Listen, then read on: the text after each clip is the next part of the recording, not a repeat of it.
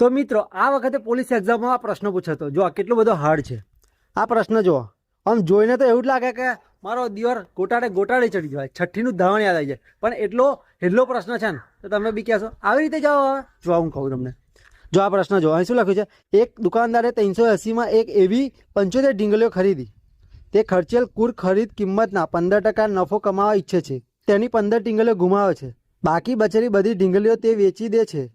એને ઈચ્છા હતી તેટલો નફો અને 75 ઢીંગલીઓ માટે ખર્ચેલ કુલ ખરીદ કિંમત પણ એ મેળવી લે છે. તો દુકાનદારે આ ઢીંગલી કેટલા રૂપિયા વેચી હશે? તો મારા ખાખીને આનો જવાબ કઈ રીતે આવે જુઓ.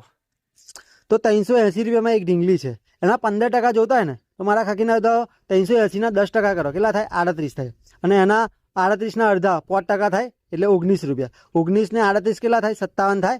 જો એની જો 75 ઢીંગલી હોત ને તો એ 437માં એક ઢીંગલી વેચત ને તો એને 15% નફો મળત.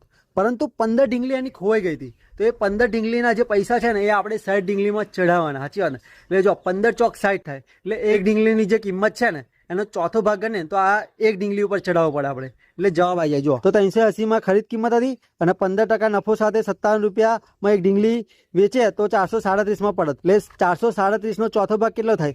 109.25. નોર્મલ જોવા જાય ને તો 100 રૂપિયા અને ઉપર થોડોક વધારો થાય. એટલે એ રીતે આપણે ટોટલ મારે તો 537ની નજીકનો ઓપ્શન કયો છે? જો ડી છે. તો સીધો જવાબ આવી જાય મારા ખાખીના દો. આમ તો પૂરી ગણતરી કરે તો બી થઈ જ જાય. એટલે આ રીતે મારા ખાખીના દો આનો જવાબ આવે. પણ આવા પ્રશ્નોમાં તો ઘણા લોકો એવા ગોટાળે ચડે. પણ મારા જેવા હોશિયાર વિદ્યાર્થી હોય ને એ આવો પ્રશ્ન પરફેક્ટ સોલ્વ કરીને આવે. પરંતુ ખલીલી જોઈને ગોટાળે ચડે ને તો 2 પેજ હંગાત ફેરવી નહીં આવે. સાચી વાત ને મારા લઈ જાઓ. ચાલો.